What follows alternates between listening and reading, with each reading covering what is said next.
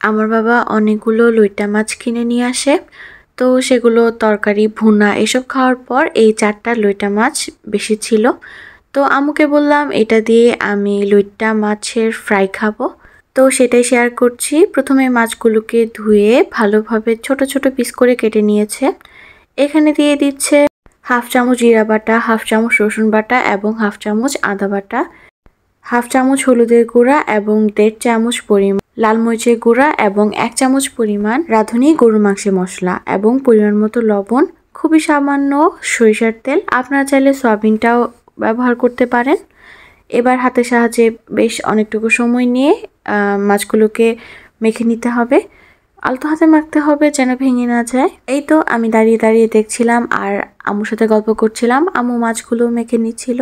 এই লইটা ফ্রাইটা আমার কাছে খুবই ভালো লাগে খেতে।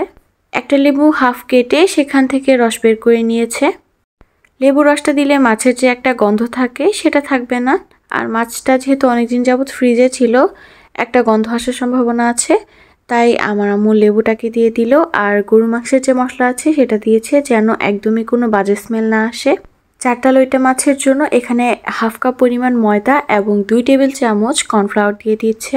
ময়দা আর কর্নফ্লাওয়ার দিলে ফ্রাইটা অনেক বেশি মুচমুচে হয় আর খেতে খুবই দারুণ লাগে।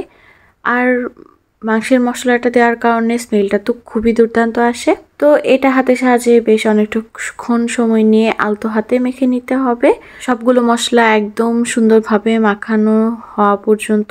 আমি বাসার বাইরে থাকলে আম্মুর হাতের এই রান্নাগুলো এত বেশি মিস করি। আজ যখন ভয়েস ওভার দিচ্ছিলাম তখনও মনে হচ্ছিল যে এই রান্নাগুলো বাসায় থাকলে আমি আবারও খেতে পারতাম। বাসা থেকে দূরে থাকাটা খুবই কষ্টের। আর হ্যাঁ, আপনারা ময়দা আর কর্নফ্লাওয়ারের পরিবর্তে চালের গুঁড়া, বেসন এসবও ব্যবহার করতে পারেন। এবার কড়াইয়ে বেশ অনেকটুকুই সয়াবিন তেল দিয়ে দেওয়া হচ্ছে। এটাকে ডুবো তেলে ভাজতে হবে। আপনারা সেম প্রসেসে লইটা মাছের পরিবর্তে অন্য যে কোনো মাছ দিয়ে ফ্রাইটা করতে পারেন, খেতে খুবই মজা হয়। এই তো একে একে সবগুলো মাছ তেলে দিয়ে দেওয়া হচ্ছে। সাবধানে দিতে হবে যেন হাতে লেগে না যায়। একে একে সবগুলো মাছ দিয়ে দেওয়া হলে খুবই অল্প আঁচে বেশ অনেকক্ষণ সময় নিয়ে মুচমুচে করে ভেজে নিতে হবে। এক পাশ হয়ে এলে অন্য আরেক পাশে উল্টে দিতে হবে। লইটা মাছ যেহেতু খুবই নরম হয়, তাই এক পাশ না হওয়া পর্যন্ত ওয়েট করতে হবে।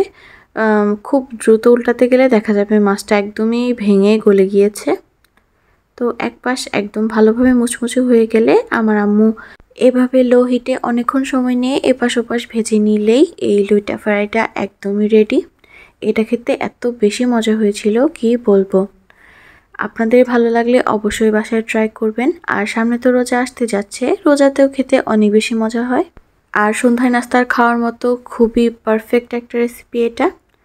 আশা করছি আপনাদের ভালো লেগেছে। ভালো লাগলে আমার পেজটা ফলো দিতে ভুলবেন না কিন্তু। আর ইউটিউব চ্যানেলটা সাবস্ক্রাইব করে দিবেন। আর এই গরম গরম পকোড়াটা টমেটো সসের সাথে খেতে কিন্তু খুবই দুর্দান্ত লাগে। আল্লাহ হাফিজ, আসসালামু আলাইকুম।